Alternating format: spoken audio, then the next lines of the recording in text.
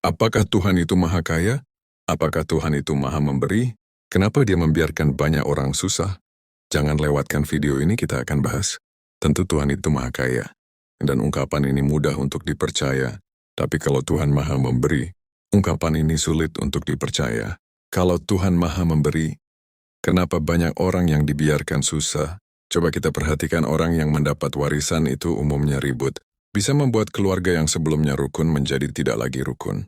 Sebelum dan sesudah mendapat tambahan nikmat, ada perubahan yang besar. Coba perhatikan orang yang diberi Tuhan ilmu. Dia akan membuat perdebatan bisa berujung perpecahan. Kalau Tuhan tidak memberinya ilmu, dia tidak akan begitu.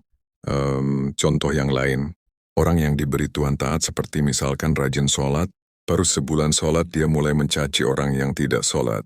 Sebelum dia sholat, dia diam saja. Ada perubahan mengarah pada keburukan.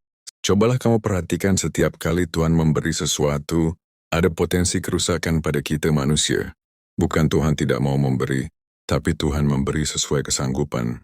Kita yang tidak mampu memikul beban pemberian tersebut.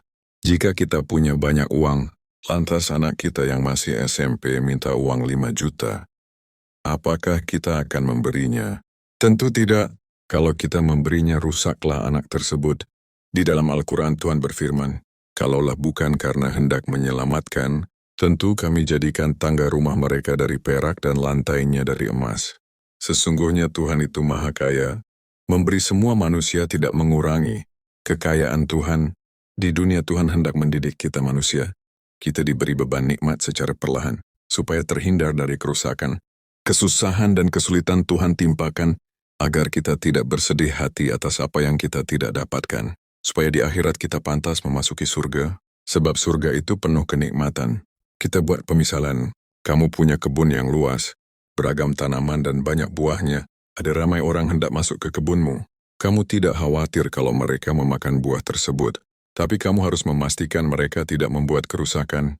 Tuhan mendidik manusia agar berbuat yang terbaik, bukan malah membuat kerusakan.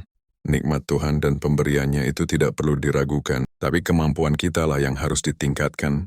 Itulah tadi bahasan tentang Tuhan maha memberi. Kalau kamu melihat sekelilingmu siapakah yang membuat kerusakan, apakah kamu akan mengeluh sebab kesusahan? Apakah kamu akan mengeluh karena kemiskinan? Apakah kamu tidak takut kalau tanganmu membuat kerusakan?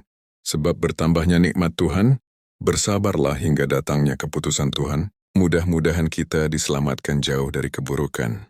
Sekian, semoga bermanfaat.